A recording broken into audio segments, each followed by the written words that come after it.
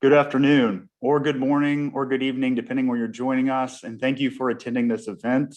My name is Tyler Corder, and I am the Programming Chair of the Baker Institute's Roundtable Young Professionals, or RYP, which is a membership group dedicated to the Institute's mission of promoting honest, nonpartisan dialogue about the most crucial issues facing our country and the world today. In keeping with this mission, members of the RYP wanted to organize an event addressing one of the most important questions in our national political discussion, namely the future of the Republican Party. No matter one's political beliefs and values, we feel that this is a topic that will be timely and interesting for a wide range of viewers who want to understand the political, economic, and cultural dynamics that play in American society today. To speak on this topic, we are grateful to have a set of experts who each have their own diverse perspectives that will enrich today's conversation. We will first have Rachel Lowry, who is the managing editor of The Dispatch, an online magazine founded in 2019, whose mission is to promote fact-based reporting and commentary on politics, policy, and culture, informed by conservative principles. We then have Charles Blaine, who is the president of Urban Reform and Urban Reform Institute. Charles came to Texas in 2014 to join the campaign for Governor Greg Abbott. He later went on to found Urban Reform and Urban Reform Institute in 2019 and 2020, respectively, both of which focus on free market solutions to urban issues and creating opportunity for all in America's metropolitan areas. We then have Elliot Geiser, an associate at the Washington, D.C. firm Boyd & Gray & Associates, and a 2017 graduate of the University of Chicago Law School. Prior to joining the firm, Elliot was an associate at Gibson, Dunn & Crutcher, LLP, and served as a law clerk to Edith Jones on the U.S. Court of Appeals for the Fifth Circuit and to Judge Naomi Rao on the U.S. Court of Appeals for the D.C. Circuit. We then have the Honorable Robert Heinecke, who serves as the General Counsel at the Texas Public Policy Foundation, or TPPF, an organization whose stated mission is to promote and defend liberty, personal responsibility, and free enterprise in Texas and the nation by educating and affecting policymakers in the Texas public policy debate with academically sound research and outreach. And finally, the moderator for today's event is Mark P. Jones, the Baker Institute Fellow in Political Science, the Joseph Jamal Chair in Latin American Studies, and a professor in the Department of Political Science here at Rice University. Mark is also the co-director of the Baker Institute Presidential Elections Program, which studies presidential elections in a nonpartisan and comprehensive manner, serving as a valuable resource of data-driven analysis for citizens, journalists, and political leaders. Mark will begin by asking the panelists a range of discussion questions, and we encourage you all to submit questions using the Q&A feature on your screen. Thank you again once for attending and to the members for making this event possible, both to our RYP and our roundtable members. We encourage everyone to consider joining the Baker Institute if you'd like to be part of the conversation like this one and support the Institute's work. I will now hand it over to Mark to begin our discussion. Thanks again for attending. Well, thank you, Tyler, and thank you to everybody for attending, and most of all, thank you to the panelists. It's great to have you here today, and we have a great discussion, and we're going to start it off with sort of one targeted question to each panelist, and then we'll open it up more broadly with questions for the whole group in small groups, small numbers or large numbers, depending on your interest in the topic. So to start off, we're going to kick off with Rachel. So Rachel, today, when we're thinking about the Republican Party, what do you see as the main divides in the party, the main cleavages or splits? And when you look at those splits, how much of them have to do with the Trump administration and how much of them are related to other factors that don't have to do with Donald Trump? First of all, thank you for having me. I'm really looking forward to this conversation.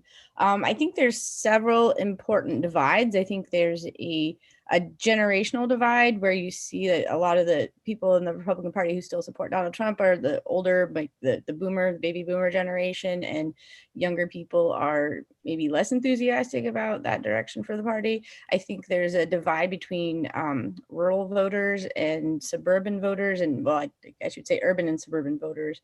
Kind of along the same way, where I think suburban voters, at least in a lot of areas, are a little bit more establishment, more moderate, and I think we saw that in the election results from last fall. But I think at the end of the day, the biggest divide right now is just between what what we might call the free market proponents and the populists. And when you think about the Republican Party, the conservative movement being a three-legged stool, there's the economic, the free marketers, the fiscal conservatives. You have national security hawks, people who believe in American exceptionalism, and social conservatives. And the populists kind of touch on all three of those stools. What we saw a lot with during the Trump administration was the America First policy, excuse me, that kind of was more isolationist on the national security front.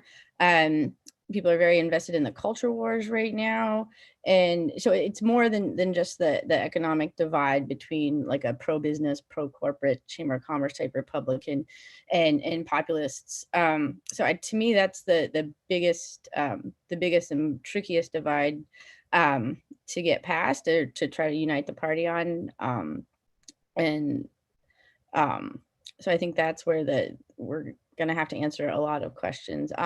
As to like the when and why and how much Trump has to do with this, I think, a lot of people have spent a lot of time the last 5 years trying to figure out, how 2016 happened and how we got Donald Trump as our president. And I think it's a question that still needs a lot of research.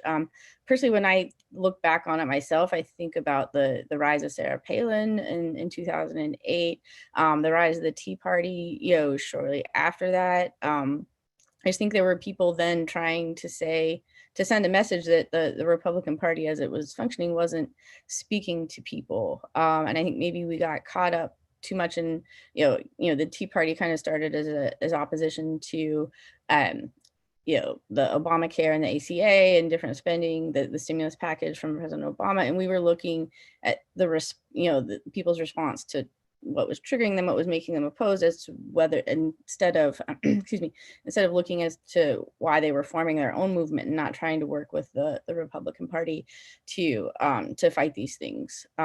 So I think it was just a message was being sent that maybe wasn't picked up at the time. And I do think that when you look at President Trump, he exacerbated those divides, and he really spoke to people that felt they weren't being spoken to. But just the volume of the complaints and the messages he was sending have just made us more divided and more polarized. And excuse me, as far as like how deeply entrenched we are, I'm pretty concerned. One thing that's interesting about the Dispatch is we're part of the Facebook fact checking program, and we do a lot of fact checks, and we try to be very even-handed and fact check everyone and everything. But when we get negative feedback about what we've done, it's people who have shared misinformation or disinformation from the right, and they're angry that we fact check them. And so I worry that if people can't acknowledge that they're mistaken about facts, it's going to be really hard to change their beliefs and get them to be less divisive and less polarized. So that's where my concern is. Okay, well, thank you, Rachel. You touched on a topic of culture wars. We'll get on in a second. But before we do that, Charles, I want to go to you. And so earlier this week, we had a primary in New York, and all the focus was on the Democratic side. Republican side was more of a joke in terms of not really being of any relevance. But that wasn't always the case. That is, we think of Rudy Giuliani, Michael Bloomberg, and earlier. And if we look across the urban centers of the country, we see the Republican Party isn't as strong, or it's really a non-factor in most major urban centers. And so when you're thinking about that issue, is that a problem for the Republican Party? And how does the Republican Party go about getting back some of those votes? Yeah, no, and it's incredibly frustrating because the Republican Party is almost non-existent in most major cities as a solid apparatus. I mean, we see Republican candidates, not so much mayoral candidates, maybe city council candidates who were elected in various cities. Up until the last Houston municipal cycle, Houston had the most Republican council members out of any major city. So it wasn't completely, or the Republican support in cities wasn't completely eradicated, but we saw that significantly decline in this most recent election. And like you just said with New York, I mean, the Democratic primary was pretty much the general election for the New York mayor's race, and that's all but going to be decided through that primary.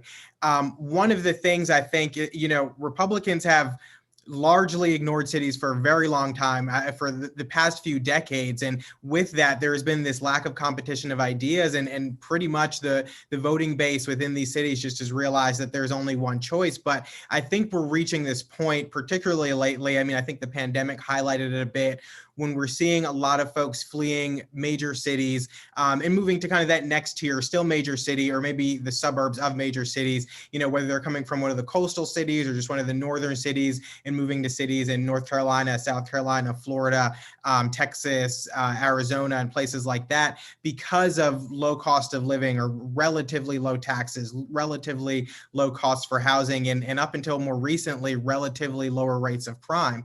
And so I do think that offers an opening for Republicans, because a lot of these cities are in red states where they have traditionally supported lower regulatory burdens that have produced this kind of environment to welcome these people.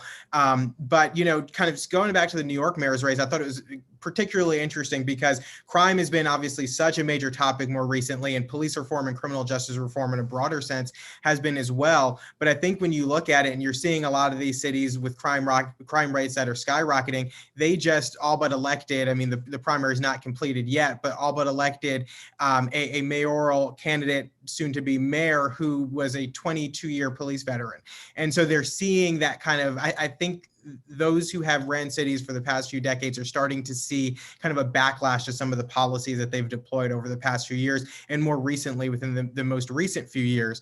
I know a lot of talk has been about the defund the police movement, and I don't, that happened in some places. By and large, it didn't happen in most cities, but what has traditionally happened has been kind of the underfunding of police because of budgets being crowded out by, employee pensions and retiree healthcare benefits and all these other things that have forced cities to cut back on police forces or not be able to spend as much money there. And I think you're starting to see the realization of those policies come to fruition, and people are now retaliating against it. So I do think that there will be an opening if Republicans are able to seize on it, but I think they really need to get better acquainted with what urban voters want and what urban voters need, and be able to message to those needs, because they so far haven't been able to do so.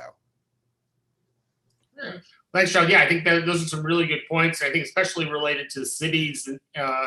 The Eric Adams' success shows, that there's a somewhat of a dissonance between sort of the progressive elite in the Democratic Party on one hand, and the rank and file voters, people who actually vote Democratic, on the other. And I think a lot of the analysis we're seeing coming out of New York demonstrates that there's, among upper income Anglos, there's a lot of support for the opponents. Adams' support was, though, in the areas where crime is actually much more relevant for the day-to-day lives of people. Yeah, and if I can just add one more thing to that, right before right before Election Day, Marist released a poll where it was asking New York primary voters, likely primary voters, Democratic primary voters, if they supported more police or supported fewer police. And the only demographic within that poll that supported reducing police was 18 to 24-year-old white progressives. And everybody else wanted more policing, whether it was in the subways or on the streets. They wanted more reinforcements. And I think you've seen that in a lot of cities that have moved towards that kind of defunding model. Here in Houston, when the conversation came up last year, we had, I think there was something like 200 folks who signed up to testify at City Hall asking for them to cut the police budget, which I think was somewhere around 900 million or something like that. And they were asking these folks where they were from and the zip codes that they were from. And most of them were from zip codes in the suburbs, whether it was the Woodlands or outside of the city of Houston, or in wealthier suburbs inside of the city of Houston. Very few of them came from lower income or minority communities that these council members represented. And so there is a major disconnect there between what kind of the establishment elite want and what is actually needed on the ground. Right. Yeah, we saw that. We saw that here with Mayor Turner pretty much squashed any effort to defund the police. And, I guess here in Texas, only up in the People's Republic of Austin do we see an actual defunding of the police. So now moving on, so while we're talking about sort of issues, Elliot, in terms of hot button issues, what are the major ones that you see as part of that the Republican Party has been emphasizing? And where does, say, the most recent discussion of things like critical race theory, which has been talked about quite a bit, both nationally and here in Texas, play in that sort of broader issue of hot button issues? Thanks, Mark, and thanks to everyone for putting this on. It's an honor to be able to speak with all of you today. Speaking of hot button issues, the first thing you should note about them is that the list of them is not shrinking, but growing. The number of flashpoints in our culture that is rising, not shrinking. And the number of buckets into which you can place them is in fact starting to become a series of continuums instead of distinct buckets. When you think about social issues and social conservatives, and Rachel touched on this a little bit, I think that the United States needs a new paradigm, and particularly the Republican Party does, to reframe, instead of thinking about our coalition as fiscal conservatives, foreign policy conservatives, and social policy conservatives. I think a new paradigm is needed for three reasons. The first is, when you analyze things that way, which worked really well in the 1980s for Ronald Reagan when he won all but one state in the District of Columbia in 1984. Right now, you think of fiscal issues as these intelligent, sort of green eye shade, PhD level, GDP, data-driven analysis. It's dispassionate and it's not hot button. And you think of foreign policy, and you think of American global leadership, these high-minded values about American exceptionalism, and important things like nuclear proliferation and global energy policy. And then you get to the social issues, and you think of mainly old people, and you sort of can relegate this to what a particular faction of maybe the remnant of the moral majority starts to think about. But the big problem with that is that all issues, in some sense, if they drive voter behavior and passion, are moral issues on a certain level. People participate in politics because they want to express something. Public choice theory teaches us that it's not rational to vote at all if you're trying to drive a particular policy outcome and a straight line from your vote to politicians being elected who will enact policies that will then help your fiscal bottom line by cutting taxes or distributing benefits to you. For the most part, it's about the same thesis the Democrats asked in the book, What's the Matter with Kansas? And the basic bottom line is that people vote based on moral narratives. And so the first problem with the fiscal, foreign policy, social conservative narrative is that it's collapsed. And after 1992, we sort of had this era of the Clinton presidency saying the era of big government is over, even though government continued to grow. The era of President George W. Bush, where he added compassionate as a modifier to conservative to try and avoid some of the connotations of heartlessness that come along with being in favor of conservative fiscal policy.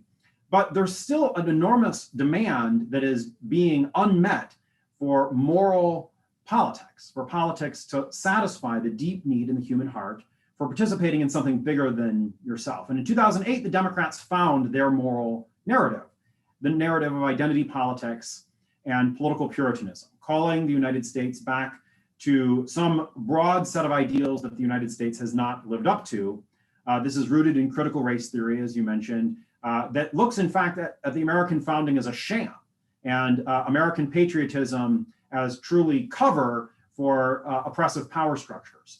And this vision of America is out of touch with the lived reality of the vast majority of Americans, of all races and all colors, all faiths, all immigrant statuses. You'll find that the United States is actually the most opportunity-oriented, free society that they know. And so my suggestion for hot button issues is that we organize them around three basic precepts, and you can put the particulars into all of them. The first is that the Republican Party should stand for the blessings of liberty to ourselves and our posterity. This is where you get issues of family values. This is where the pro-life movement comes in. It's that the blessings of liberty are not just for ourselves, and the freedom itself is not part of our mission statement. The preamble to our Constitution leaves the blessings of liberty as this tangible set of goods to ourselves, but also our posterity. The second is justice and fairness. There's a large sense that every power center in the United States is Dem branded, at least every major power center. As Charles said, that's the big cities, that's big academia, that's big business increasingly, that's big media and mainstream media outlets. That's where most people live, even if you live in a red state like Texas or Ohio, where I'm from. The cities like Cleveland, Columbus, and Cincinnati are governed by people who are dyed-in-the-wool blue blood leftists and often elitists in Houston and in Dallas and in San Antonio and in Austin. There's real momentum in these urban centers where people's primary economic activity, even if you live in the suburbs, is generated out of places that are ruled by people on the left. And so that leads to the second issue of justice and fairness. Where is the voice for people who are not part of blue tribe America in all of the power structures and institutions in the United States? And so I think there's this real movement to take back our public schools and our university curricula to say, look, no, stop criticizing the United States as if it's always been this hellscape out of a Marxist novel, and that only your elite vision of critical race theory can usher in this new promised land, that only new discrimination can stop old discrimination. Let's treat people equally. Let's recognize that we're a diverse and big nation and that we can treat each other fairly. And that's where issues like policing reform and immigration reform come in, that the rule of law is necessary, and that, you know, in places like Oregon, where a car can be stolen and then show up at a homeless camp days later, and then the police make no arrests and the DA makes no prosecutions. That's not just, that's wrong. And then the third thing that I would say is that there's a sense of honor and belonging that is missing in society today, that the Republicans really have an opportunity to share. And I think Trump, in his own way, spoke to this, the idea that this is your country, and that it's not a country that is only for those who have elite college degrees and situate themselves in the boardrooms of the Fortune 500, that it actually belongs to small town America too, not to the exclusion of suburbs and cities, but that there is no flyover country in the United States, that everyone matters and has meaning. And for a Republican to win, they're going to have to bring that set of issues to bear. Hey, thank you, Elliot. That's great. And we'll get back to some of those topics. But before we sort of move to that part of the discussion, I wanted to get to Robert with the question of, you know, you're at the Texas Public Policy Foundation. So in your own personal opinion, not speaking as a representative of the TPPF, but what role do you think tanks and special interest groups have in informing parties' policy platforms and broader debates? So that'd be both the TPPF as well as your neighbors at Every Texan and, you know, and a host of other groups. Well, Mark, thank you for having me. Thrilled to be part of this Baker Institute discussion and joining the panelists for today's thoughts. I mean, I would start off by separating, I think, to answer your question, what I see as a distinction between special interests and where I would define that the Texas Public Policy Foundation exists as a think tank. I think part of the problem today in policy and politics is the lack of discourse, is the lack of doing what we are doing here right now, which is talking to each other, talking with each other, sharing ideas, likely even some during this format, where seemingly everything in politics today is left side screaming at right side and right side tweeting 140 characters at left side, and nobody's listening. Everybody is just angry about that. And at the same time, you've seen a growth in what I consider to be a special interest, which is a third-party group that exists for a purpose to benefit, you know, a particular viewpoint. And as much as you've seen the growth in these, you know, special interest groups that all seem to have very, very benign names, you know, the Coalition for a Brighter America, you know that there's something behind it. You know that the special interests that are funding it, you know, that the reason why this coalition is on TV opposing an important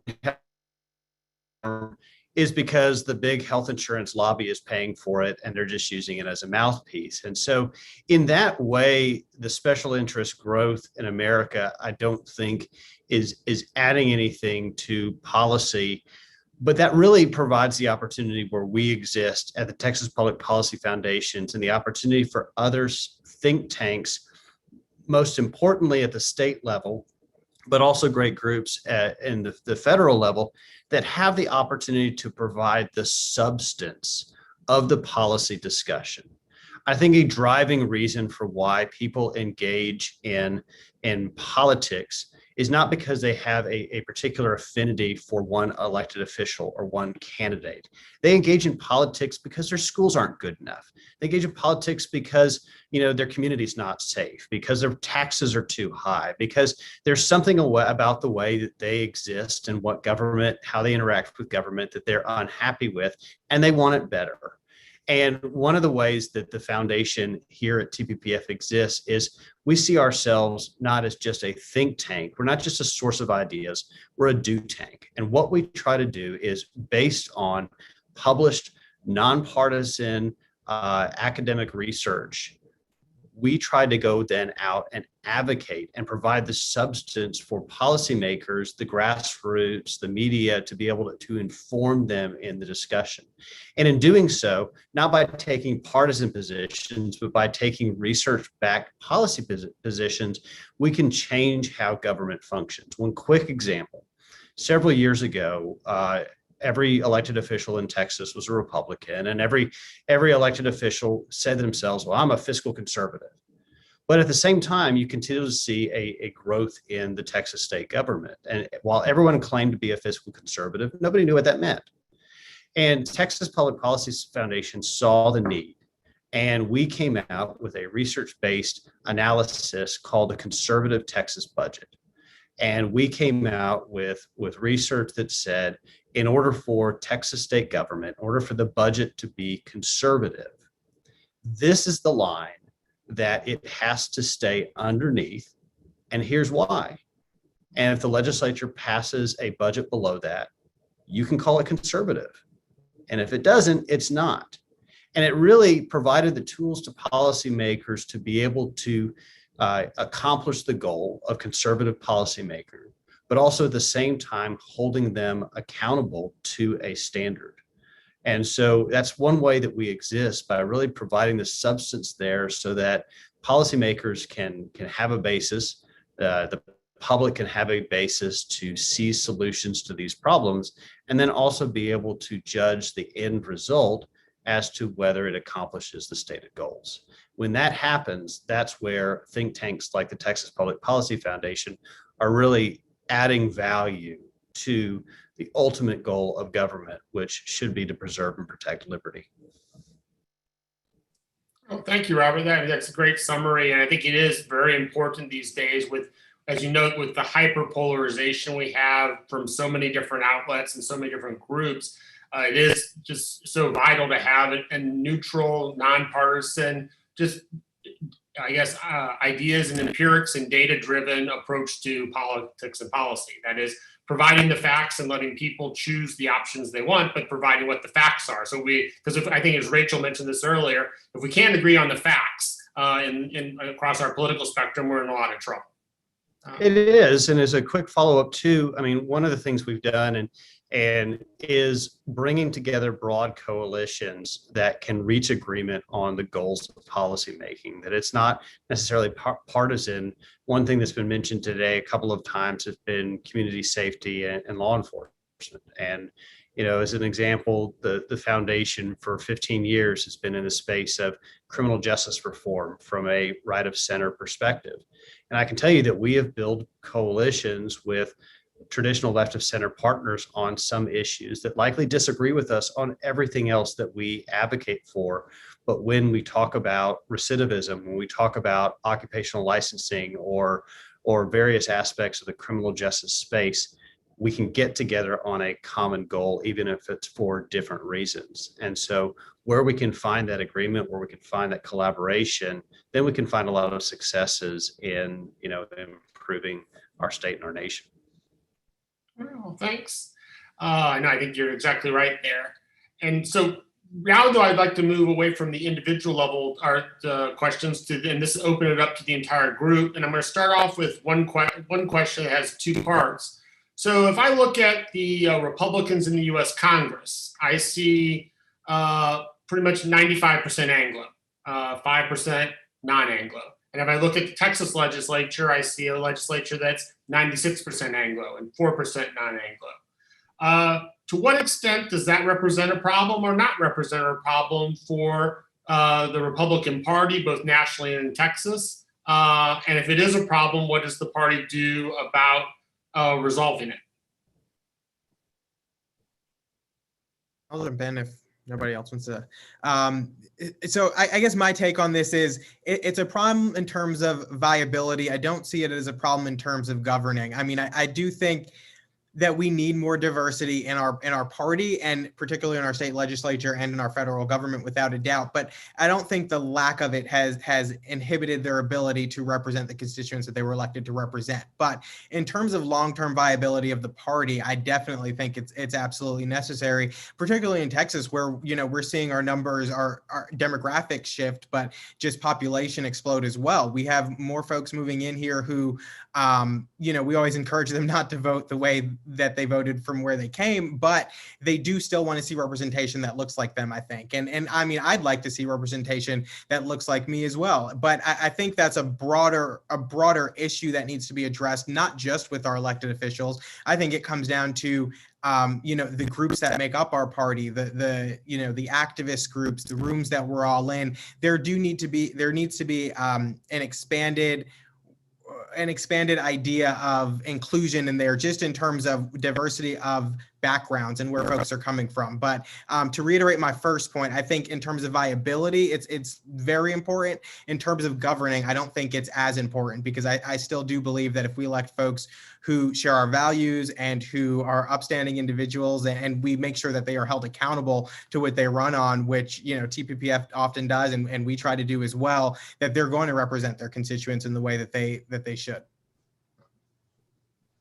Thanks, I'll Charles. add to that. I think I see it as a great opportunity, Mark. I mean, if you look in Texas, I think one of the seismic shifts from last year's election was in a new working coalition of the Republican Party that had growth both in the blue collar working class, but also in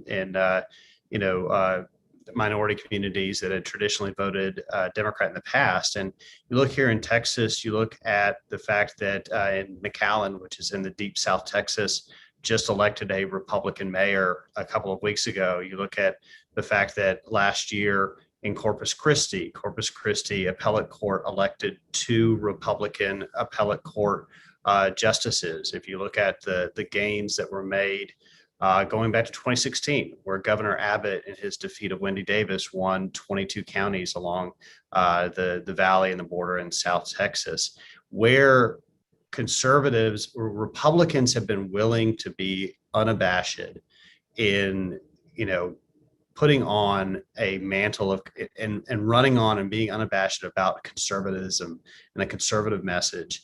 I think those issues speak across the board and have been shown to make great inroads when you're talking about, improving schools and lower taxes and community safety.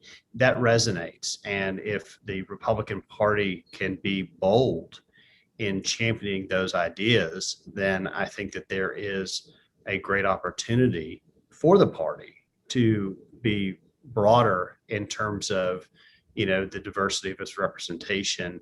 That'll reflect the appeal that these issues are being shown to have at the ballot box. I think one of the most significant speeches given by a Republican was Ronald Reagan's Time for Choosing speech. I think Republicans can offer the American people another time for choosing. Will we dedicate ourselves to that principle of equality that the Declaration of Independence boldly sets out, and that Martin Luther King Jr. proclaimed, where everyone is judged not by the color of their skin, but by the content of their character? And I think that there are radicals in the country today who are abandoning that project. And the American people, I think, will reaffirm that we are a party of opportunity, and that they will support a party that says all are welcome and all will be judged on their own merit and on their own virtue and content of their character. And that can produce, as Charles says, really good governing outcomes.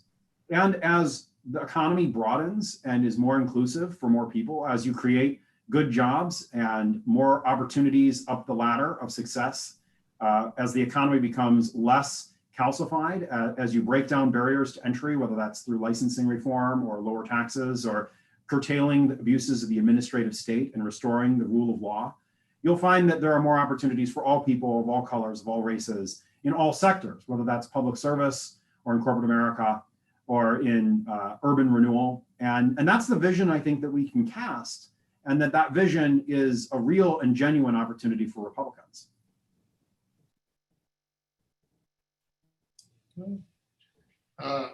Okay, well, thanks. Anyone else have any other comments on that before I move to the next question?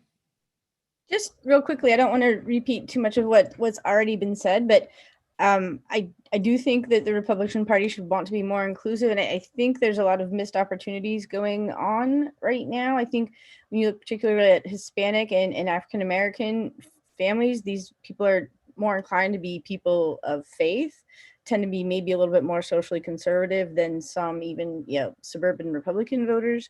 And I think that because of the rise of identity politics on the left, the Democratic Party no longer quite speaks to these people like they think they might. If you look at things like the insistence on using Latinx or Latinx, I'm sorry, I still haven't figured out how to say it.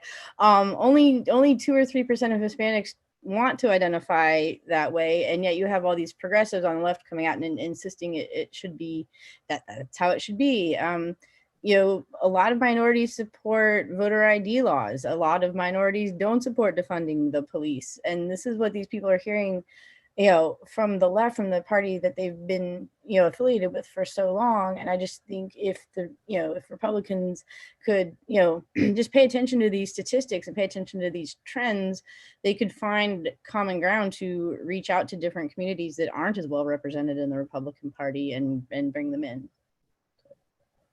Thanks. And I think so, going along with just sort of is taking Rachel's last point, if we look ahead to 2022 here in Texas at the Attorney General's race, we have sort of, we'll likely see that sort of opportunity.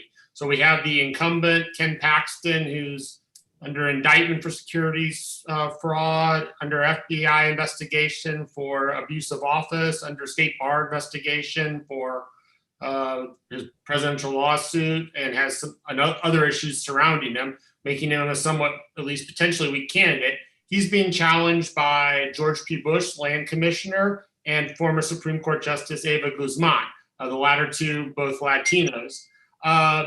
So if we're looking at that race, is that race sort of an opportunity to sort of help make the party more inclusive, or even to get rid of a candidate who might very well lose to a Democrat in 2022?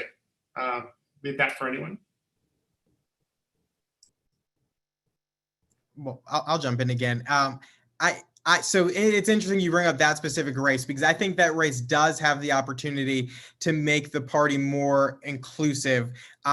Being on the ticket with the governor's race and other races, I think other races are going to overshadow that and have a bigger opportunity to make it more inclusive. But I do think there is an opportunity there within that race to do so. My fear, though, is that, it's kind of like Rachel just mentioned with defund the police, how most minority communities don't want that. But unfortunately, we've seen from much of the Republicans, many of the Republicans with large platforms, hasn't really been a thoughtful response to that. It's more often been, well, we need to just back the blue, and that's kind of been the hard line. And it's been kind of a push away from any idea that there's anything wrong with policing. So it's more reactionary than it is a thoughtful approach to the opposite, to the opposition's argument. And so I do feel that with that race, given the nature of the Attorney General's office and the powers and responsibilities that it has, that we're going to see an argument and discussion like that, rather than a more thoughtful discussion, a more nuanced discussion about what we could do. Now, I do have faith in all of those candidates to broaden that discussion and be able to do that. But I think given the nature of primaries and given the heated environment that we're in, that might be the direction that conversation veers in, and that could then damage any possibility to really be more inclusive, when that's going to be what's making the headlines all the time.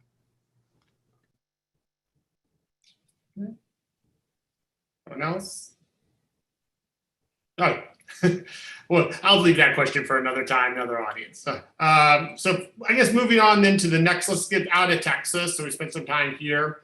At the national level, if you're thinking and looking at the potential presidential candidates who are out there, which ones do you think give the Republican Party the best chance of potentially taking back the White House in 2024?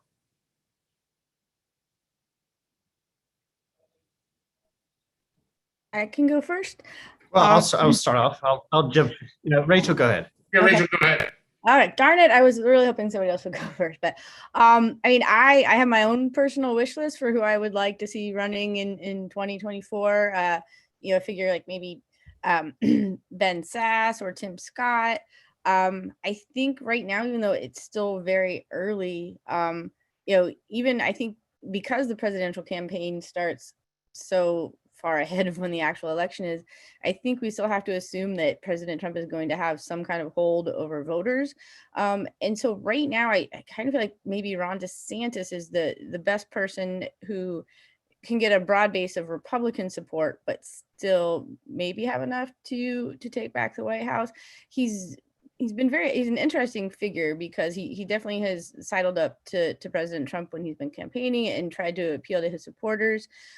He's been independent at times when he's needed to be, but I think one thing that kind of makes him appealing to a broad range of Republicans is he's kind of been untreated. He's been treated unfairly by the media and in regards to a lot of the pandemic, his pandemic decisions and whether he implemented lockdowns or not, or some of his statements. And when you look at how he's been treated compared with, say, Cuomo or Gavin Newsom, he really has been treated unfairly. And I think that appeals to a lot of people.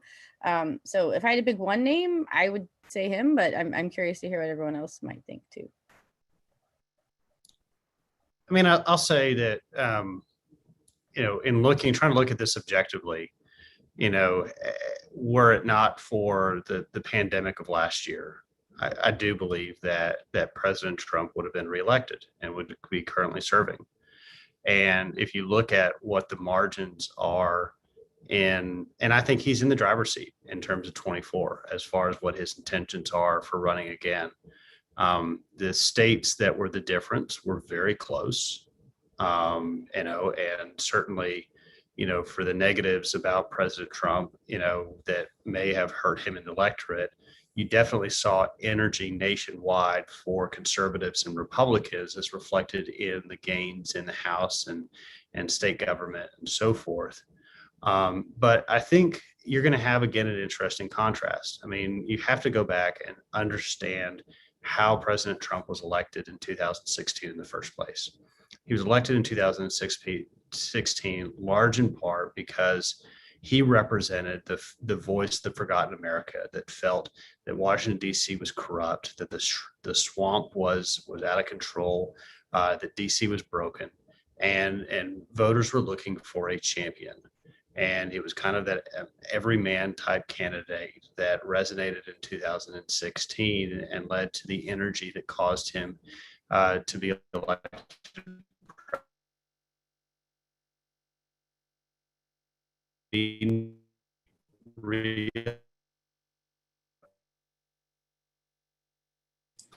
on his calculation, but I think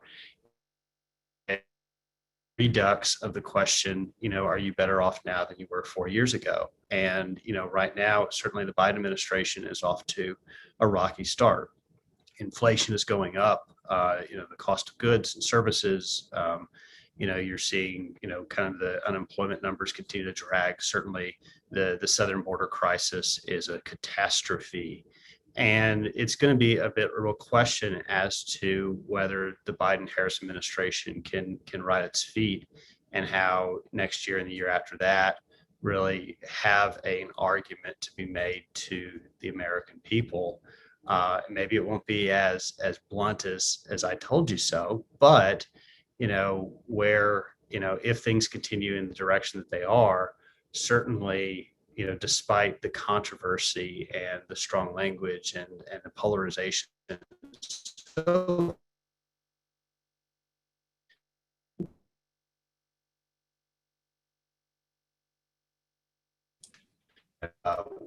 we need to go back to.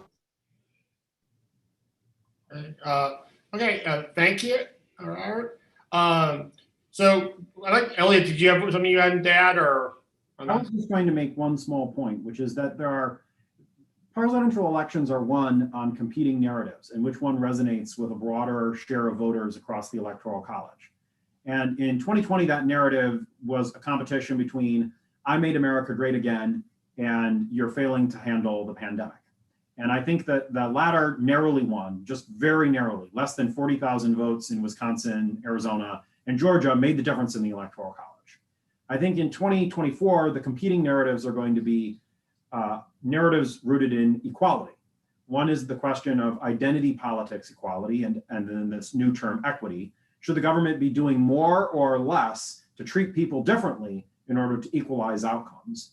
And on the other hand, this notion of equality about whether or not every American matters, or if only those who have the right degrees, political affiliations, connections to the Washington swamp, to the administrative state, to Austin or Washington, D.C., are those the people that matter? Or is there something more broad and something of a notion of the common good? And I think whatever Republican can participate in the narrative of standing for the common good, for political equality, regardless of race, class, or religion or creed, is going to have an upper hand. But to Rob's point, and I think this is a correct one, in many senses, the driver's seat is President Biden and former President Trump. If President Biden is doing well, I think that it's his election to lose in some sense, like most incumbents. And if President Trump decides to run, it will be difficult for any Republican candidate in the primary to catch him. And if things are going poorly for President Biden, I think there's a high probability that President Trump will run another time. And the reason is, if a Republican is going to win, I think he wants to try and win again. Thank you, Elliot. And I wanted to then shift now to some of the audience questions, and one that's I think linked pretty closely to what you were talking about, Elliot, and that relates to when we go back to Reagan, we think about his message. The question sort of focuses on the optimism and positive nature. James Baker helped, or at least the commercial of It's Morning in America. And so the question from the audience is, okay, we had that with Reagan. Today, though, the National Republicans, at least in many eyes, is often seen as more negative. That is, that it's not a optimistic, positive message. It's a more negative message. And what is your view on these contrasting styles of vision? Do you think they're accurate? I do think that that's a reality in some meaningful sense. And part of this is run through a distortion field that is the media. So a positive speech by a Republican is likely to get 0 headlines, and you might get just a couple if you say something provocative and negative, because it'll start a Twitter firestorm. And so that's an environment into which Republicans have to be moving into headwinds. I think there was a lot that was positive about President Trump. The idea of making America great again, while there is sort of a rear view mirror aspect of that, greatness is a positive value. And most of the words that he talked about, tremendous, it's so great, things are wonderful, that sort of related to a lot of people about a hopeful future. And building big, beautiful things and starting a space force and going back into a new frontier, his State of the Union addresses celebrating American greatness. I think there were a lot more positives there than people commonly anticipate. I think one of the broader problems is that Democrats are ahead in institutions that are winning in today's configuration of the economy. They're ahead in big corporations that are the winners of the economy, big tech, big media, big academia, and big cities. And as a consequence of that, their lives are going in a good direction. Many people who are part of the Democrat upper echelon coalition. And many of the people who voted for President Trump in the primary in 2016 and then again in 2020 are part of the country that has faced a sense of forgottenness, that the global trade agenda had not taken their interests to heart, that there is a rust belt. What a depressing idea to call a place a rust belt, and people call it that. And the deaths of despair were a real thing, and places that were hit hard by the coronavirus in many instances are places that feel a sense that they're losing their country. And cancel culture is this idea that you're not free in your place of work, in your church, in your community to say what you really think, because you can be ostracized, canceled, turned into a Twitter firestorm that makes you, sort of have this scarlet letter attached to your name because you said something that was just fine 5 minutes ago. And now the elites in Harvard have described that as now making you an irredeemable racist. And so for people whose concerns are that they are not at home in their own country, a positive message for them is going to have to talk about belonging and justice, the rule of law, and the blessings of liberty for themselves and their posterity again, which is why I think those are the messages that have moral resonance in the future. Thanks, Elliot. And so I'm going to move to a second question from the audience. And this relates to something that we see a lot in the polls. I've seen it in polls that I've done here in Texas, and we're seeing it in the national polls. And that is that a majority of Republicans, sometimes it's 50%, sometimes it's 60%, sometimes it's 70%, believe that the election was stolen from Trump, when the objective facts that we have show that there might have been some minor fraud in some places, but not enough to flip the entire election. So, how is that an issue for the Republican Party? And if so, how does the party move past it? I mean, I'll jump in on this. I think there's no doubt that there are lots of factors that went into the outcome in 2020, and it's really difficult to disaggregate. I certainly don't think that there's been evidence that voter impersonation or fabricated ballots changed the outcome in any meaningful way.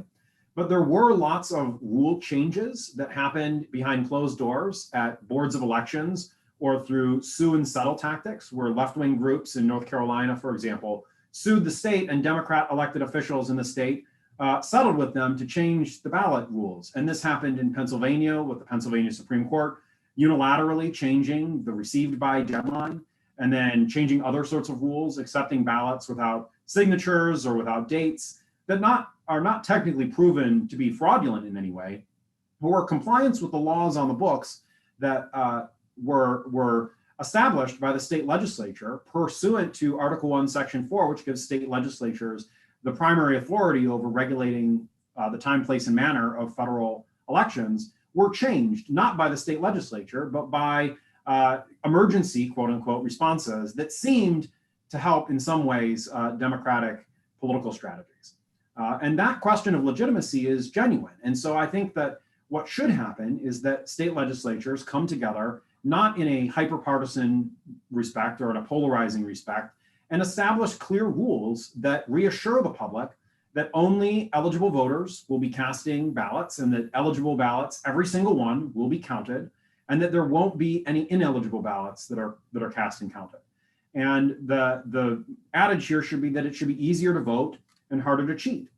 And also the polling data on this and the failure of the Democrats to enact H.R. 1 suggests that the polling data is overwhelming, that voters support local control of their elections, where there are strong protections for voter ID, that it's just as secure to cash a check as it is to cash a ballot, that the live ammo of democracy, which are ballots, should not be mailed indiscriminately to people who don't apply for them, that absentee ballots with a valid reason for needing to cast a ballot not on election day should be permitted. But indiscriminate mail-in balloting is an opportunity for real concerns. And then the last thing I'll say is that I think the overwhelming majority of Americans dislike the idea of an election season, where people are voting for weeks and weeks, and not everyone has the same access to information, where debates happen after voting has already been going on in some places for 3 weeks, and that an election day is an ideal American principle.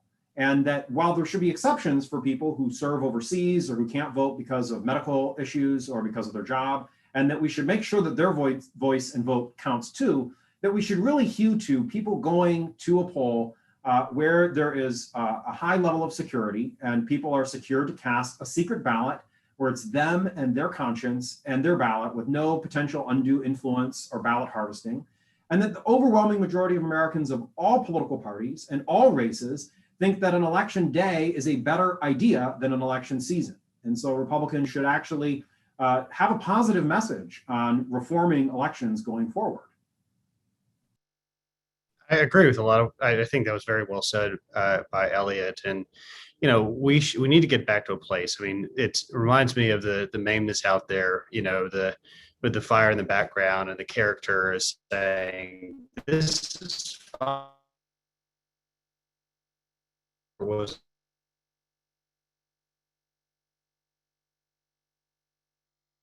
It's continued day.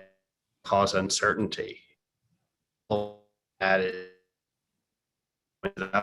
because one, left and right, center, everyone should be able to the sanctity of the election space. There should be a set of rules. They should apply. Everyone should follow them, and voters, legal voters should be able to cast their vote for the candidates of their choice. And having standards by themselves should not be a partisan issue. It's not a discriminatory issue.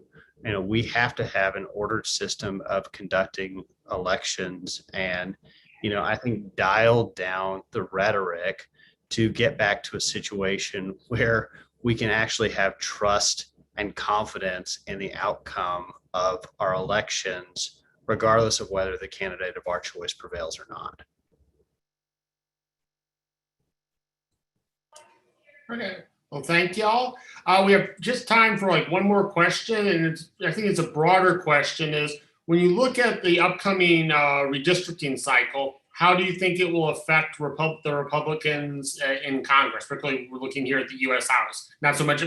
Not talking state legislature, but let's look at in terms of the U.S. House. How will the redistricting process affect the Republicans' ability to retake the House in 2022? Well, I think it should favor the Republicans. Real quick, and then I want to hear what Charles and Rachel and Elliot have to say. But if you look at the demographic shifts, you look at the census, you look at the states that have picked up congressional representation. Texas picked up 2 congressional seats. The others that did so tend to come from red states, where presumably the new district in that state will be drawn to elect a Republican member of Congress. But I say all of that with the asterisk, because you still have looming out there the efforts to federalize our election system and to hammer through this partisan legislation in DC, that hasn't gone away. And that's not a proper role for the federal government. I mean, states have been granted under the Constitution the power to be able to conduct their elections, and that really needs to be allowed to happen without federal interference, especially just nakedly partisan political interference. So as long as you don't have this interference or interference by the federal government to thwart the way that states should operate, I do think it's highly likely that the demographic changes by themselves will result in seats that will more than make up the current 7-8 vote margin of difference in the U.S. House. Just one small point I'd like to make. I agree that with the way that the state legislatures are, and given the narrow margin and just historical trends in terms of midterms, the Republicans do have a good chance of taking back the House in 2022. One thing that's on my mind, and I'm going to be keeping an eye on, is just there do promise to be some primaries, like Republican primaries. Like there's one right now in Ohio with Anthony Gonzalez and Max Miller, and I just worry those are going to be so divisive and bloody that it might get to the general election, and whichever candidate wins the primary comes out looking he's a little beat up and bloodied and may not have enough steam for the general. But that's just a small point. Overall, I think it's a good opportunity for the Republicans.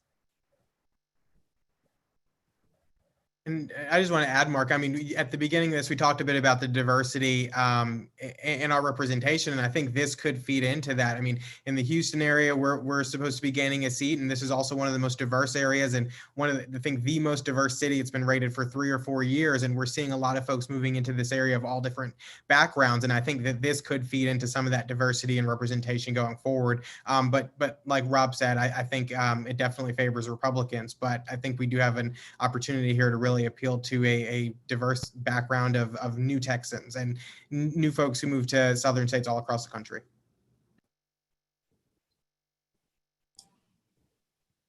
Okay, well, thank you all for those responses. And we're sort of wrapping up on the hour. So I'd like to take the opportunity to thank our 4 panelists for participating, as well as the Young Professional Roundtable, the Baker Institute for putting this together, and all the Baker Institute staff that are behind the scenes making this all work.